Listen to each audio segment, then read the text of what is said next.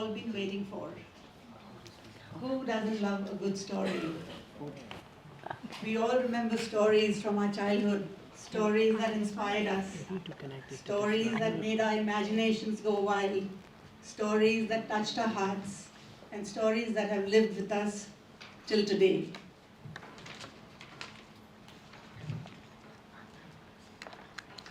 So, what makes a good story?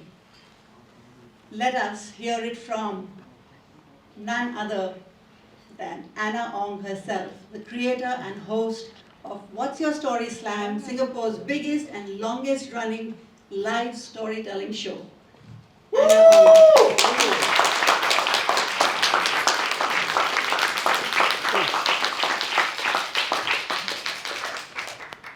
Okay, let me just get my slide up.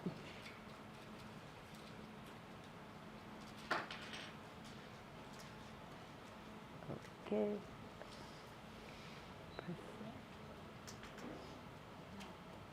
Give me a sec. Go. I'm a storyteller, not a tech person. That's all I can say. Okay. Is it now? All right. Awesome. Great. Thank you. Thank you so much, Anita. Hello, everyone, and thank you for having me here.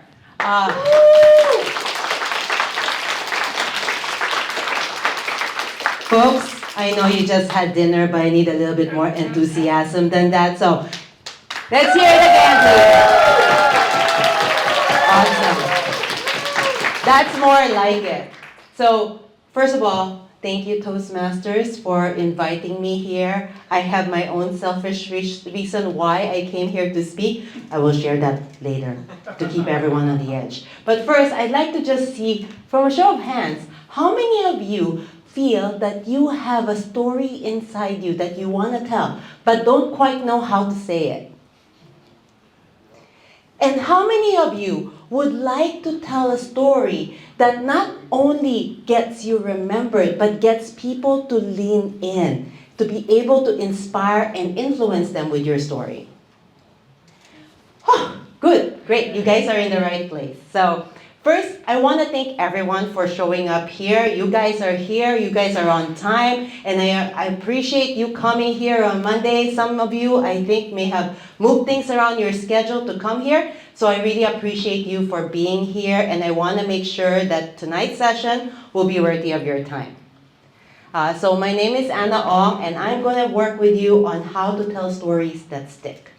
Now, what we're going to cover today are three different things, like how to tell your story with structure so that you won't ramble on, how to make people feel your story, and then I'm sure I'll figure out a third reason why, how people can remember your story, okay? So first, you guys are here for stories. So my first question is, what is a story? Oops. All right, never mind. Even if my slides don't work, I still know what my slides are. Okay, so what is a story? Sequence of events. It's a sequence of events. Okay, what is a story that is not from ChatGPT? What is a story? It's a sequence of events, but so is a newspaper article, right? It's an entertaining way of expressing something which is not happened in reality, but which is happened, which is to entertain someone with some piece of facts of information. It's an entertaining way to convey a message. Okay, but there are also sad stories. So it's not just to entertain, right? Because I don't think the tragic happening in the stock market is entertaining right now. Well, it is entertaining for some. What else? What else is a story? Yes? The story is about, Yes? Go. the story is like telling about what problem you have faced and how you have mitigated it. Yeah, so stories can be also about sharing a problem, how you face it, your journey, and how you've overcome it. What else? It's about taking the audience through the entire experience of the ups and downs which you talk about. So it's, just Yeah. taking them through it. A story invites the audience on a journey. Anyone else who's dying to give me their definition of a story? Expression of emotions. It's about expression of emotions. Yes, a story needs to have emotions. Yes, Nadine. A living experience that makes Yeah, I feel like you guys have to keep your hands up so that the mic guy knows where to give the mic. So yeah, a living experience That transform That- others on the way to that transforms you. and others. That transforms you and others. Okay? Yes? Yeah. Oh, there's a couple of people behind. History with emotions. Sorry? History with emotions. It's streamed with emotions. History with emotions. Okay, I like that. What else? It's something uniquely only you that you cannot download from ChatGPT. Well, okay, so your personal story is something that you can tell, but my question for what a story is also just a basic definition of what we think a story is, because I want to make sure that we're all on the same page, right? Yes, is there anyone else who wants to answer the question of what a story is? By the way, there are no wrong answers here. It's more about like getting engagement. Yes? A story is like if you have done something which can inspire others and which has done good for others and which inspire future other people also in future to do same thing, repeat same thing. Okay, yeah. Some stories are inspiring, but I don't want you to think that you have to have something that just inspires other people to have a story. Because everyday moments are parts of a story. So, how many of you have been to my show, What's Your Story Slam? Can I see a show of hands? Okay, not a lot of people. That's good. That means I have new market. All right. It's okay. You did not come here for the show. You came here to learn how to tell a story. So this is also my definition of what a story is. Is my clicker not really working right now? Okay. A story, well, it's not a speech. I know you guys love your speech, so I figured this is Toastmaster. I have to clarify. A story is not a speech. And for those who have submitted to me to tell a story on my stage and sent me a speech, please know, a story is not a speech. It is about a moment of change. No change, no story. Now, what do I mean by change? Something changed in your situation. You were poor and now you're rich. You did not like him and now you liked him. There is a change. No change, no story. If something just happened and you remain the same, everything remains the same, it's called an anecdote. Okay? So a story has to have a change in circumstance, a change. It can be physical, it can be emotional. Okay? So I want you to remember this. No change, no story. But a story also needs, it cannot just be an essay about the change. I think a lot of us are very good at reflecting about like why this happened to us, how did I learn, how did I grow from it.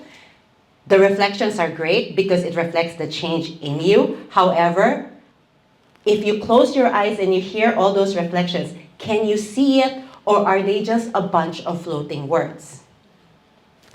What do you think? When you share your reflections, can you see the story or is this just a bunch of floating words? If you're not the storyteller, if you're not the one who wrote the essay, can people see it? They can see the struggle, but how do they picture the struggle? There's no connection. So, in order for people to see it, you need to have a location, right? You need to have a setting. So, it also involves a character. What does a character look like? It has experienced a change, makes us feel something. Those are blah, blah, blah, definition of a story. Next slide. But I want to talk about a story because a story needs two things. It needs a location, it needs action. Think of a story kind of like, do you guys remember your movies? Yeah? What's in a movie? What's in a movie? Scenes. What's in a scene? Location. Yes. What else? Actors. What else? Dialogue. What else? Emotions. And why was that not in your story? So sometimes I get submissions about a lot of beautiful essays, but I want location, I want action, I want character, I want dialogue. These are the things that bring your story to life. So I find it's always better to show than to tell. So can we go to the next slide? And I will show you guys, oh yeah, next slide. But about this slide called the story spine. It's very simple. Very basic. Some people call it the Pixar story spine, but to be honest, it's been around a lot longer than that, so it's not Pixar who originated this. It's been around since people have been writing the fairy tales, so I would say, I guess, I would credit it to the Brothers Grimm or all the folk tales. So, don't worry, you guys will get the chance to practice this, right? But I want to break it down first. So, the story spine is, I like it because I also spelled it out what it means. So, it's once upon a time. You create the setting. You know, like remember Cinderella or any fairy tales when we were growing up? Once upon a time, in a faraway land, there was a beautiful princess who lived in a castle. We introduced the character, we created the location.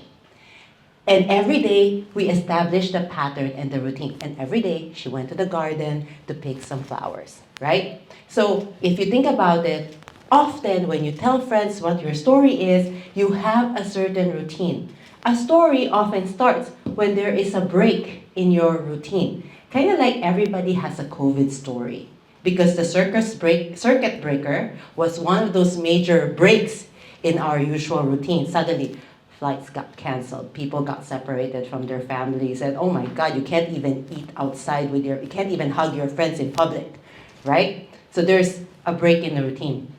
Until one day, the change is, that's the break, until one day. So it's kind of like, you catch up with your friends and say, hey, guess what happened? When you tell your friends, like, hey, guess what happens? You're already saying there is a change and a break in the routine, right? So, feeling I'm in teacher mode here, right? And then you talk about what happens next. Kids are very good at this, before you go, the fish was this big, then the fish was this big, and suddenly the fish was this big. So when you talk about what happens in terms of like the events, normally you want to make it progress. You want to make it bigger and bigger and bigger. Or what happens next? What builds up to it? What happens next? What happens next? So it's a very familiar structure, I bet, in terms of your speeches, because I have to talk to you about 3 things, 3 points that you have to make very similar, right? So until finally, so this is like when you're leading to the conclusion, the climactic point. Until finally, answers what changed? What changed when there was a break in the routine? What changed in your situation? What changed in terms of your emotions? What changed in terms of your opinion? If you're doing sales, what changed when people use your product? How did their life got better because of your product? Because the trigger often is the problem, and what changed is the solution. And ever since then, what is the happily ever after? What is the new normal? Does anybody have any question in this fairy tale structure? Any question? No questions? Great, because you guys are going to practice this, but before that, I'll give a quick example. Can I go to the next slide? I like that my thing is very manual right now. Okay, so this is a very quick story spine about my own, so that you kind of have an idea on how it looks like before you practice with each other, and then we'll get some samples here. So once upon a time, I was working in finance in Singapore, and every day I kept my head down, stuck to my scripts, avoid seeing anything personal. Until one day, I signed up for an improv class in a dusty black box theater. And because of that, I ended up on stage and told my first story without a plan. And because of that, I realized I didn't need to perform. I just had to be present. And because of that, I wanted more of this kind of connection. Until finally, I started What's Your Story Slam. A space for stories, not perfect ones.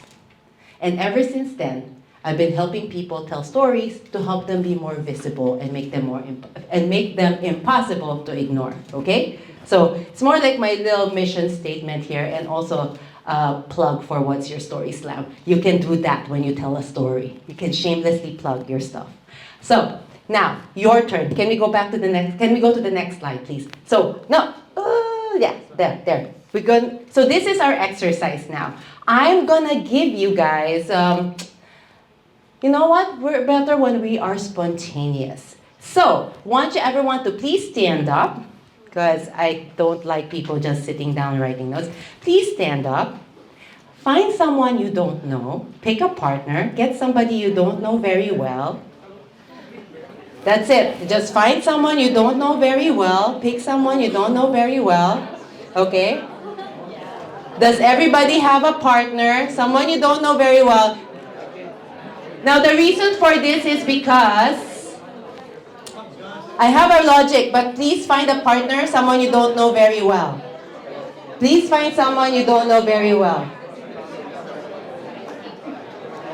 Does everybody have a partner?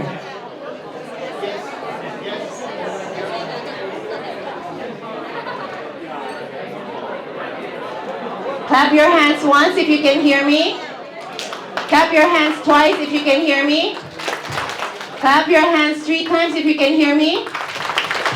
Okay, so does everybody have a partner? Okay, now the reason why I asked you to pick somebody you don't know very well is because you're going to try out a story that you're going to try out a structure you're not very familiar with. And if they're going to judge you, you don't care. Okay? So that's why you're picking someone you don't know very well. So now, I want you to tell a story. Any story. You can even tell a story about how you ended up at Toastmasters. You know, because once upon a time, I used to stutter and I hate public speaking. Or I used to be terrified of public speaking. So, until one day, my friend, and every day I would just, shuffle and mumble and pray that nobody will call on me until one day one of my friends invited me to attend the Toastmasters meeting. Right? So everybody has... Almost the members here have that Toastmaster story, right? How many of you have had something like that? Like a Toastmaster story, yeah. So you guys can try out this structure to tell a story, or you can tell any story that you want to tell. And for the newbies, you can tell a story, what made you decide to come here? Okay, if you guys are thinking about topic, it doesn't have to be your entire life story, your entire career story. Now, I gave you guys a cheat code. You guys said once upon a time, you know where to start, right? So, now, in your pairs, decide on who's A and who's B. A, raise your hands. Please point to B and say you start first. Okay? Each person will have about 2 minutes to tell a story, and then we switch. This is Toastmaster. I'm on the clock. Go. Time starts now. Go. Hey, did you guys all manage to finish? Clap once if you can hear me. Clap once if you can hear me. Clap twice if you can hear me. This technique really works. All right. So, did everybody get a chance to share? Yes. How was it? Was it easy or hard? Easy. Great. Does anybody want to volunteer? Themselves or their partner? Yes. Okay, you're going to volunteer to share your story. Okay, great. Your story or your partner to share? I'll do my story, but no mic, please. All right. Okay. I moved. All right. You have to follow the story spine structure, though. No video. All right. Okay. Okay. All right. All right. No video, please. Okay. So I moved here 12 years ago. It's been an excellent experience. And it's been my favorite country ever since I moved, but actually, all my life, the United States was my favorite country until a few years ago. It's now Singapore has been my favorite country, and the US has been my second. Okay, thank you. But I was going to ask you, can you use the story spine? Yeah, I don't know. All right, give him a round of applause for kicking us off. All right, now, who would like to volunteer to share the story spine? Yes.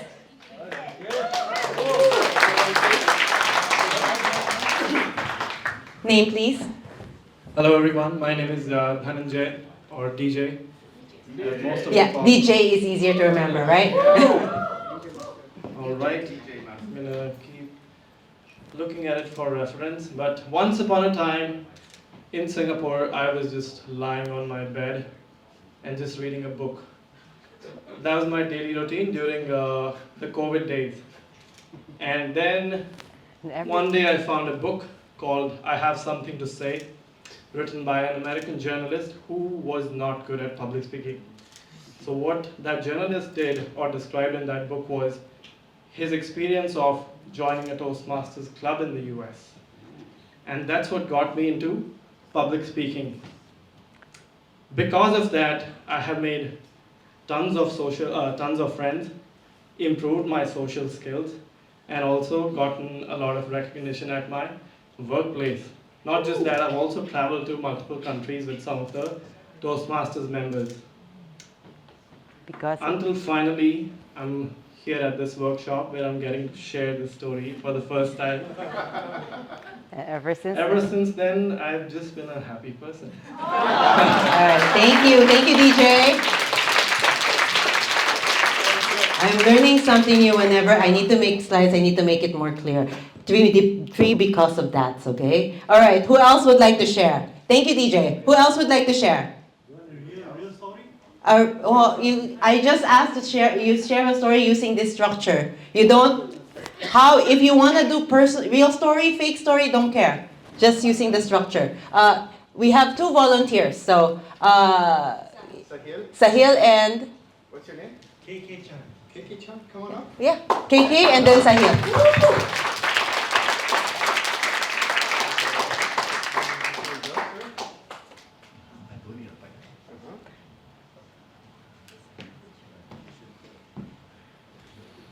Okay, gentlemen, ladies and gentlemen, I'm KK Chan. Okay, ladies and gentlemen, I'm KK Chan.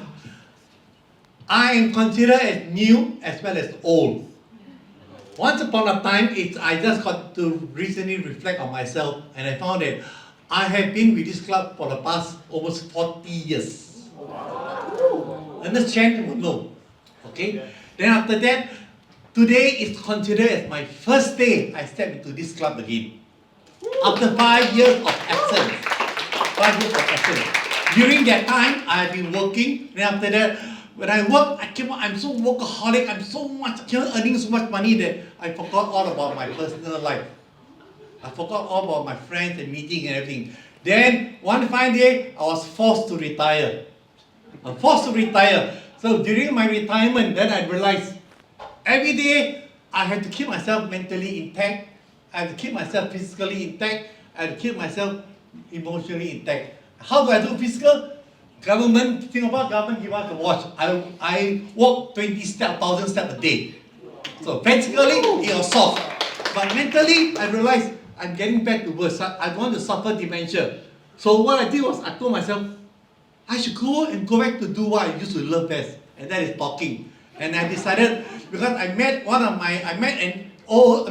a Toastmaster friend during one of my overseas venture trip, and he was one that got me thinking, I should go back to my own club.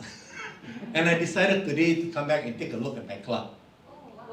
Okay, so when I came back, I told myself, all new faces. Now, do I still can remember any old faces? Then the first person I came in across, I saw Alison, then Ernest Chen, Y.Y. Lee, and so on and so forth. So hardly a handful, but doesn't matter. Then I told myself, why do I want to come back?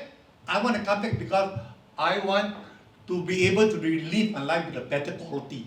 I just can't do it. I tell you the truth. Retirement is no fun. If you can, don't retire so early. Just one thing I remember. Second thing is also, what happened? Because I was so workaholic last time, I didn't make much friends. I didn't know how to earn money. I have a lot of money, trust me, to be very frank. But money alone is not going to solve your problem. I tell you the truth. Money is not going to solve any problem. If you do not know how to utilize it, do charity and so on and so forth. Then the third and most important thing is, we are eventually human beings. We need to have friends. I try to be a hermit, keep to myself, being alone. But I realize it's very mentally stressed. Mentally stressed. It's no fun at all. So I decided to come back, rekindle, and after today's meeting, I tell you the truth. Singapore now has about 200 over club. Now it's about 200 over club. I intend to start to visit every club almost every day of the week. Okay? I need to sharpen my mind to go back to the olden days when I was very sharp. When I see things I can analyze it immediately. That's how you make your money. I I can show you, to be very frank, making money is very easy. Very easy. Then I told myself, what is my final goal? My final goal is to be able to pass down my experience, to be able to share whatever I have during this lifetime. If not, if I go to the grave, everything is gone. So I told myself, no. I gotta keep myself intact. I gotta keep myself valuable. So I decided to come back and try it again. And as a result, ever since then, I'm going to try it all over again. After all, it's not easy to in the retirement. Retirement got its own requirement, and it's no fun. The fact of life. Thank you very much. Okay, let's give a round of applause. Thank you, KK. I can definitely tell you've been around Toastmasters for very long, because trust Toastmasters to turn a story structure into a speech. All right. I would say you guys are very good at that. All right, so who else would like to tell me a story? Yes, Sayal. Yes. All right.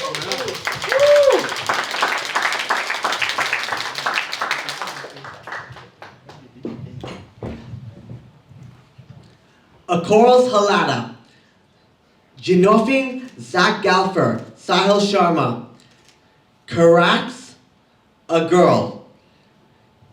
A vampire, Delof, touches Sahil's colitals.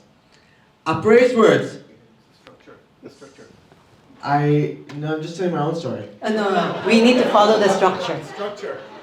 Then I don't want to talk. Okay, all right, thank you. All right, now give a round of applause for volunteer who would like to use the structure. Anita, I'm gonna call on you because I work with you. Yes, a couple of ladies, a couple of folks here. We have, yes, and also the gentleman, both in red. Yes. Come on up, yes.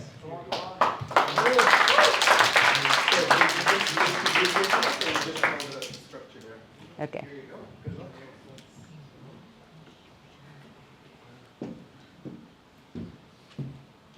Hi everyone, I'm Christina. She's visiting from Malaysia. So once upon a time, I am a software consultant, and I work usually by developing solutions for businesses. And basically, most of my time is on the computer with very little communication with other human beings. I have been a software specialist for the past 15 years. I enjoy building solutions for people, right? Until this year,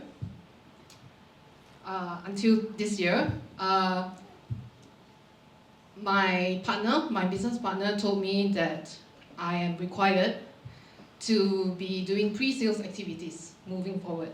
That means communicating with a lot of people, sharing the solutions I built and why it matters to my customers. Because of that, I needed to make my presentation, and I needed to make to know how to actually make my solutions matter to my customers. And one of the ways that I found out was on storytelling. Because of that, I actually Googled and I watched a lot of YouTube videos on storytelling. And that's how I met Anna Ong on LinkedIn. I watched a lot of her reels, her posts. I started following her for the past about 2 months ago. And I got to know that she was having a session here. I'm actually on a business trip for an event tomorrow, but I got here a day earlier. And I was very, very excited to be able to come to this event, to meet Anna and to meet everyone here, to be in a safe space to share my story with everybody here today. And I hope to be able to get an opportunity to make myself better and to be able to connect with my customers better. Thank you. Thank you, Christina. All right. Okay, we got one more volunteer. Oh, now everyone wants to volunteer. We got Raymond too, and this gentleman over here as well. Yes, come on up. It's like, love the audience participation here.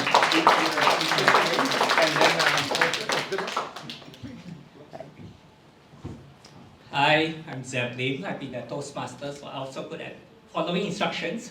I try. Okay. So once upon a time, I was a counselor, right? A counselor at NTU. Every day, I was just talking to students, 3 to 5 students per day, in my small office, listening to stories upon stories upon stories. Until one day, my contract at NTU ended, and I was jobless, right? I was like, I'm tired of hearing people's stories. I like to share my stories. Because of that, I started writing. Writing is a way to get my work out to a large audience. And because of that, last year, when the movie How to Make Millions Before Grandma Dies came out, I started writing 1, then 2, then 3 LinkedIn posts. And because of that, I was invited by the editor of A Handful of Leaves, it's a Buddhist blog, right, to write an article about that, more of a Buddhist-centric theme. And because of that, I was also invited to be part of a panelist speaker for a symposium. So until finally, earlier this year, that my story was actually one of the top 5 most read articles in Handful of Leaves, because it was a good movie. So ever since then, I realized that I have a lot of influence through my stories, right? And I can really weave pop cultures into different themes, whether it's psychology, Buddhism, or anything you want. So right now I'm working on this article on Nerza, because of course it's a big thing, and I really try to finish it, so hopefully I'll finish it this week and be one of the most read article of this year again. Right, thank you. Thank you. All right. Thank you also for using the structure. All right. Okay. I think we have Raymond also. One more round of applause. He's warming up. Hello, everybody. My name is Raymond from Money Mastery. other club. Oh boy. It's okay. Raymond, you rock their world. That's what it meant. And because of that. All right. All right. Once upon a time, I'm a management consultant working in Singapore after being away for 10 years working in Hong Kong and China. So as a management consultant, every day I have to make a lot of presentation to the top management of a lot of corporation without having the experience to do any form of presentation for the past 40 years. But the client don't know. Until one day, my boss came to me and he told me, hey, Raymond, I have a speaker in my conference who pulled out last minute. Can you talk over him? Because I heard you're from Toastmaster. Because of that, I quickly ran back to my Toastmaster club and did some trial run within my Toastmaster club to practice what I'm supposed to say. And because of that, I managed to ace that particular conference with delegates and speakers coming back up to me and say, hey, that was a nice presentation. But they didn't know that that was my first time. And because of that, my boss said, hey, Raymond, since you're so good, why not you do it again and again and again and again? Until finally. Until right? finally. Yeah. Until finally, I got to become a keynote speaker in all his conferences that he organized for the past few years. And Ever since then, I realized that I have been conned. Because I got to do the work of 3 persons, not getting more salary. All right. Thank you.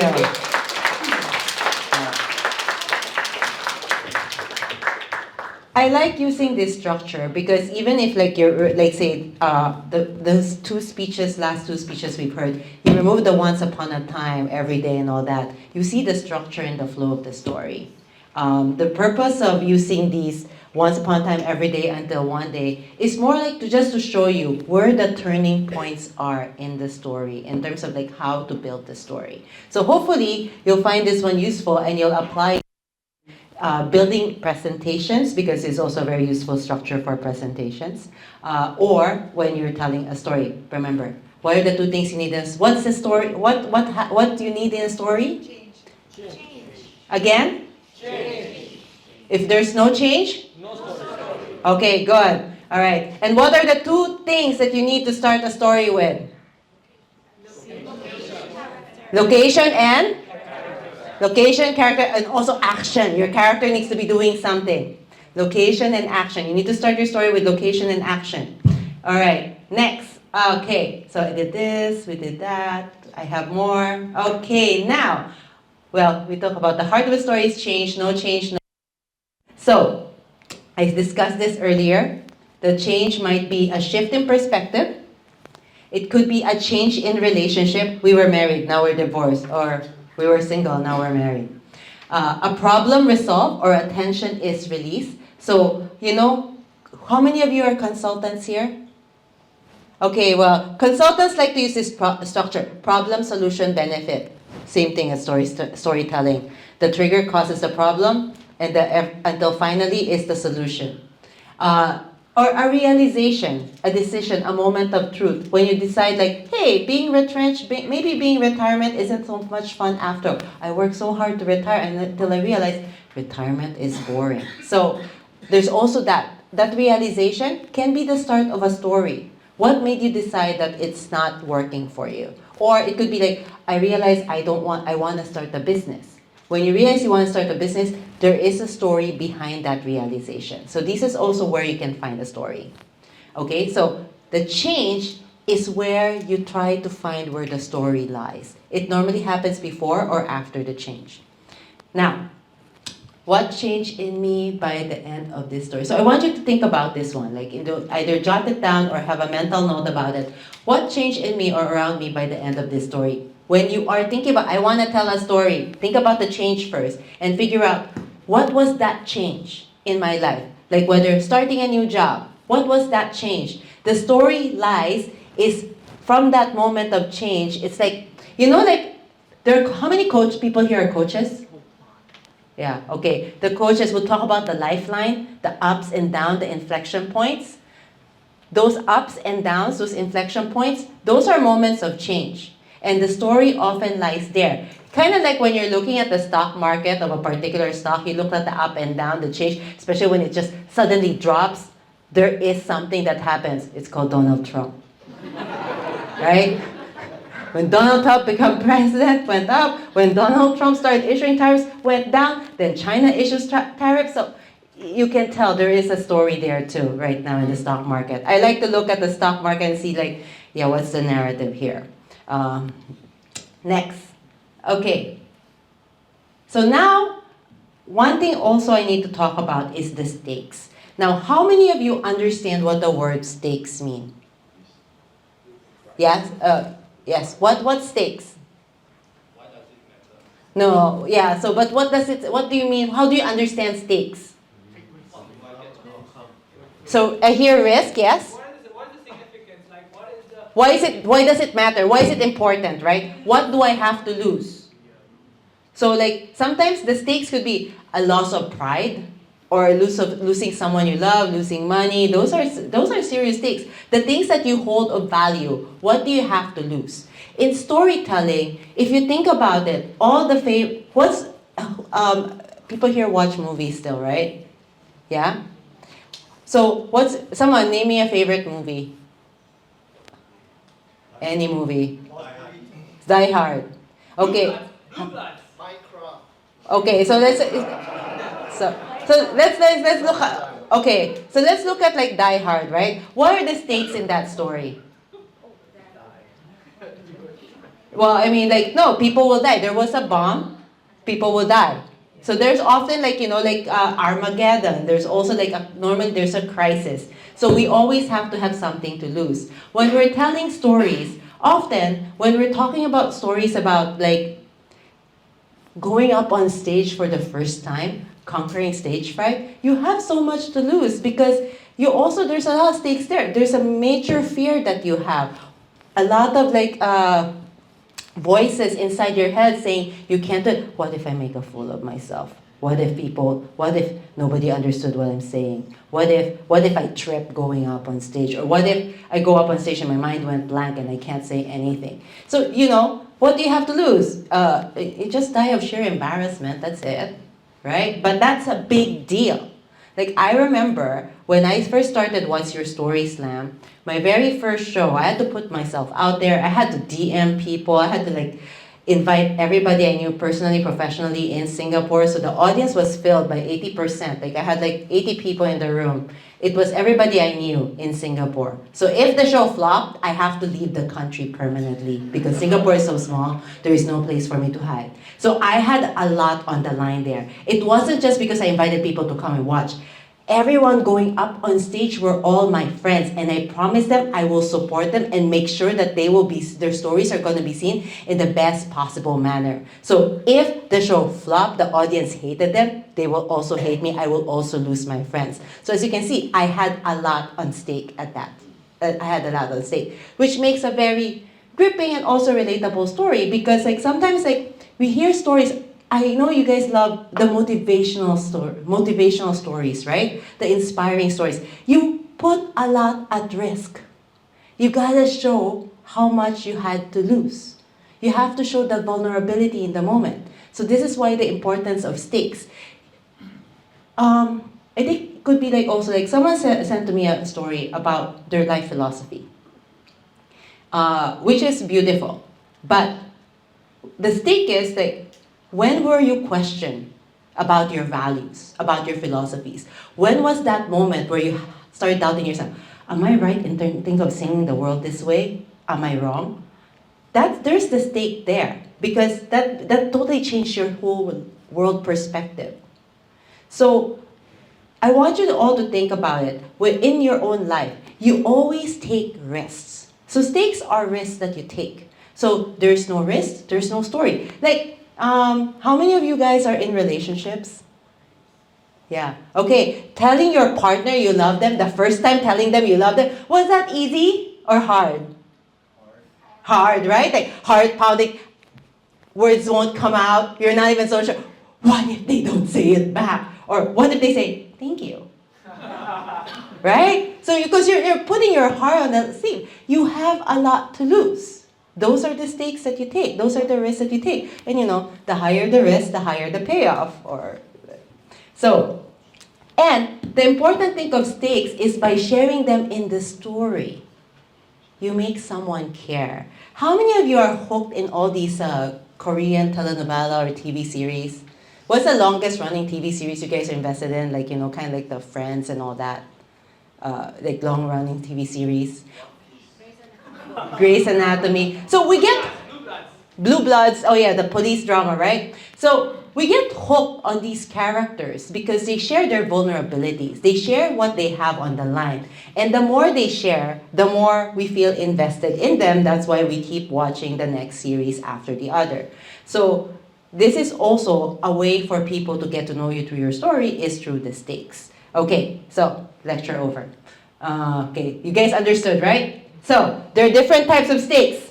Because people, how many stakes do I have? 4 different types. Emotional, professional, relational, or time pressure. We need to hit the deadline. We need to make that sales quota before the end of the month. Otherwise, we are all fired. Who knows, it might happen, right? So those are stakes also. Those are stories. Those are very gripping stories, especially when you have to tell your boss how you managed to make it the quota just before the finish line, just before the time ran out. Those are stories too. So now we are going to, so tension is, will you be successful or not? That's what the tension is. Tension is equal to uncertainty plus consequence. Will you or will you not be successful? Because in the story, when we're telling a story, we build up to the tension point, the inflection point. Whether you succeed or you fail, doesn't matter. The outcome almost doesn't matter because the story gets answered. When you succeed, great, you get an uplifting story. When you fail, you get a sad story. Either way, you get a story. If not, there's no tension, there's no story. It's called an anecdote. Okay? So, next is, so that would be, you have to ask yourself, this is a question you need to ask yourself when you're telling a story, what do I have to lose? So, like, for my future storytellers for the next show, think about your stories. What did you have to lose? I think you guys have heard me ask. Raymond and Rico are going to tell a story at my next show. They keep hearing me asking them, what do you have to lose? What's at stake? Show me your emotion. I need to feel that you're losing something. Because if you're telling a story from a high authority, from a high position, and you don't really have anything to lose, like, can anyone relate to someone who just always wins? That they've never lost? Can you relate to them? Or you just want to stab them? I mean, do you find their story believable? Or would you believe someone who has won some, lost a lot, and then won again? Because we all win some, we all lose some, right? And so the winning and the losing, they're all part of the story. So, and either way, by the way, you win a lot, it's kind of like going on a holiday. If good things happen, you get a great holiday. If bad thing happens, you got a great story, right? Because normally, we often like more when things don't turn out right, because those are, that's called comedy, because tragedy for somebody else. Okay, so there's nothing to this. So we've talked about this one. So a couple of examples on how it looks like. Low stakes. I was late for the meeting. High stake. I was late to pitch my dream client. The one shot I had this year to hit my target. I could feel my career slipping before I even walked in. Same point, two different ways of telling it. One spelled out what they had to lose if they were late. The other just said, a fact, I was late. So the other one puts more like, then you go, oh my God, now I realize why this meeting is important. Kind of like whoever had this conversation with a friend, they're just upset, then they go, why? I was late for a meeting. They're like, okay. But then no context, right? But when they explain like, this was my one shot, this was like the biggest deal I was supposed to close, then you go like, then you see the importance of the meeting. So do you guys see the difference between the stakes? Being able to state what you have to lose in a story? Okay. So now, this is my favorite way on how to tell a story. Is to tell a story like it's a movie in your mind, in the mind of your audience. Basically, if you're telling a story, the person in front of you closes their eyes, they can see things, they can feel things as how you tell them. That's a great sensory story, okay? So, what does that mean? It needs to have a location. It needs to have an action. It needs to have thoughts and emotion. I hear a loud noise does not give much information because loud is different for different people. I hear a ringing sensation in my ears. Now you know now you can feel more what that sound means. Okay? So, we are better. So I got a couple of examples there in terms of it versus I was late and I panicked versus I sprinted into the lobby. My shoes squeaked. The lift door was closing. I jammed my hand between the doors. They hissed open. I realized my shirt's inside out. But this one is like there's drama. You can picture what's happening. It's almost like there's a movie. Just someone trying to open the door, right? So, how do you do that? You talk about what you see, what you smell, what you hear, what it feels like. Sign, sound, touch, smell, taste. Just need to check. Time check. How much more time do you need? I'm on my last slide, but I want people to do one activity, if possible. How long do you need for that one? Depends on how long we can get the big group organized. Because we should have about 10 minutes, is that? Okay, all right. Do you guys want to try this one out? Sure. Yeah? All right, so we can do this quickly. So you guys took notes, photos? You guys, we know this, right? Smell, what does it sound like, smell like, taste like? We can describe it, right? How does chocolate taste? Good. Yeah, good is not. How does chocolate taste? Is it smooth? Is it velvety? Is it rich? Sticky? Bitter? Bittersweet. Well, it depends, right? Everybody has a different picture of chocolate in their head. So what does chocolate, is it like a velvety? Is it like, satin? Is it smooth? Does it flow? Okay. So, nope. Oh, wrong side. Okay. Okay, so we are going to tell, okay, in your seats, I want you to find a partner, next person next to you, and you're gonna talk about what happened in your morning. What happened in your day, or just how you got to this meeting. But then you need to, because we don't have time, I want you to add in the location and action. Where were you? What were you doing? What were you feeling? And then add in a sentence. Okay? Yes. Easy? Easy. I want you to guys to try it so that anybody who has a question can ask. I like, oh, so much information here. Ready? Ready. Something as simple. Okay, great. Then shall we go turn to the person next to you? Each person has just 1 minute. Because I want you guys just to try this out. 1 minute.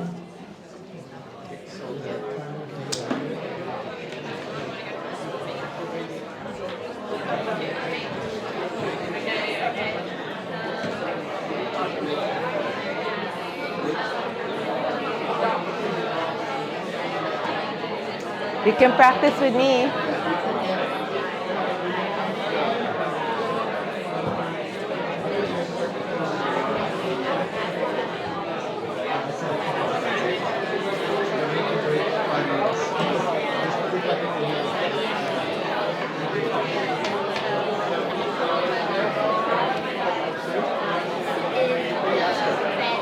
Do you want to have a Q&A session? Do they want to? I think maybe we could do 5 minutes. I don't know if you think that's enough time for Q&A. Yeah? Basically, whoever raises their hands the fastest, do you want them to raise or do you want them to stand up? You can make them... Stand up. Stand up. Whoever is more jumps, engaging. whoever stands up first Yeah. gets to ask the question. Yes. Okay. Yes. Okay, switch.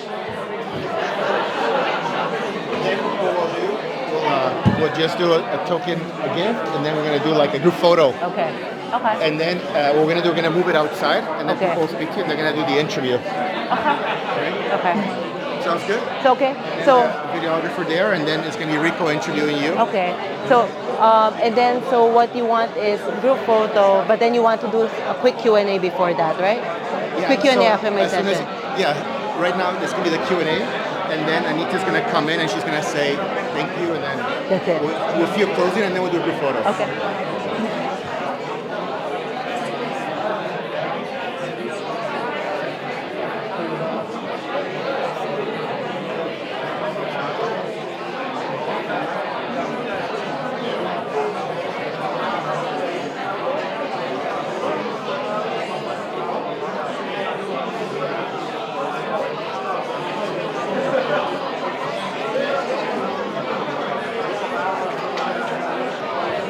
Okay.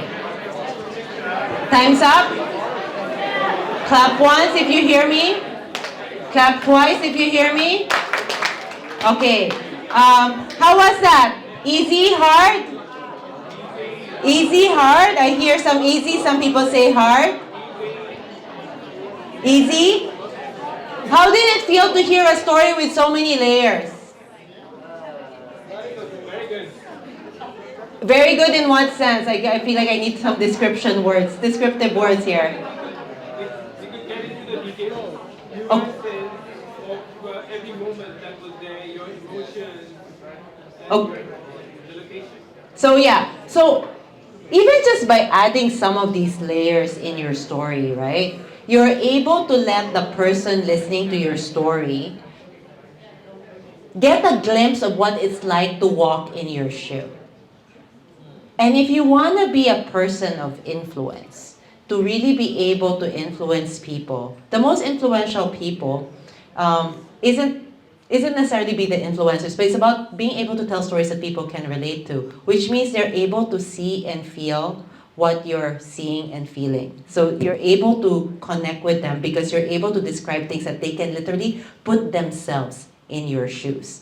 And by using all these layers, that allows them to get into that sensory feeling. They know what it feels like for you when you're cold. They know what it feels like when you're angry. They know what it feels like, because when we get angry, everybody has different emotions. Some people get cold. Some people get really hot. So everyone feels it, or some people also just kind of like gets very detached. Each person has a different reaction. But by being able to share what that means, people get to see who you are. And when they know who you are, they're able to trust you. And when they're able to trust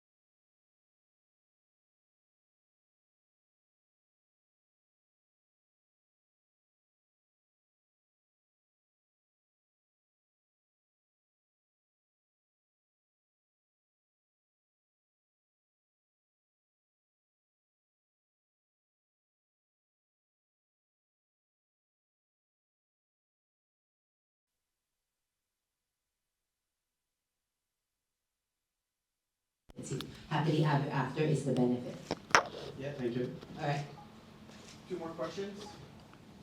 Okay, fantastic presentation. I'm just very curious, what's your ritual and your routine as you prepare to tell the story? What do you do before you get into the story? Before I go into doing a story, right? So my own routine is, I like to sit down and write the crappy first draft.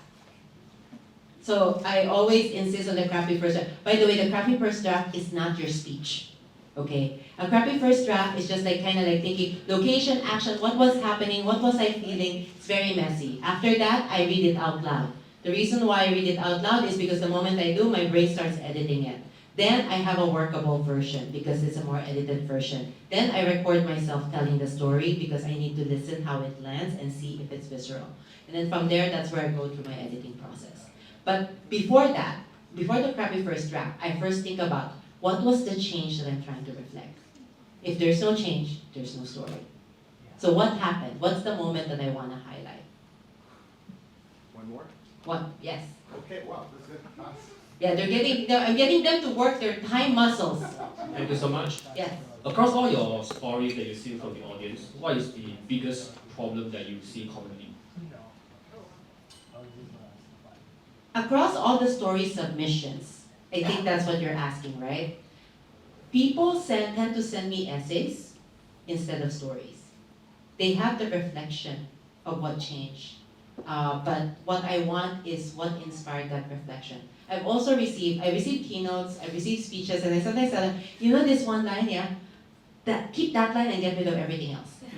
because the story, that's where the heart of the story is. And I want that to be, I go, and it starts with, where were you? What were you doing? If you think about it, like, I want to talk about my philosophy in life. I go, great. Where were you? What were you doing? And what inspired it? That's how the story should start. So I find that most people have a message that they want to tell, or sometimes they want to tell a really big story, but my show is about 5 minutes. Each person has about 5 minutes to tell a story. You can't tell your big stories in 5 minutes. You can give us a slice of life. Like that 5-second moment that everything changed, that's the part where you tell a story. And then you can combine all of that and you can have your own one-man show.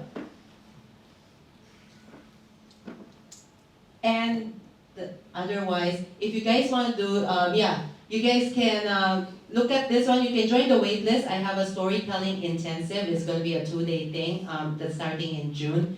It's in person. I will have an online version as well for the overseas people, but this is in person. Rico has attended that one where it's I only take about 12 people, so it's semi-private coaching, basically hot seat coaching where you will get grilled and we will have a show, a graduation show after it. Okay? Otherwise, thank you guys for having me. You guys have been a very great and fantastic audience. And I hope to receive story submissions.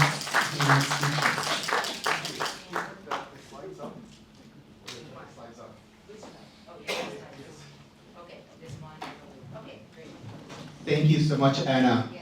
Let's hear it for Anna. Woo! So there's a couple of things, 3 things we're going to do right now. First thing we're going to do, we're going to thank Anna for coming here tonight and enlightening us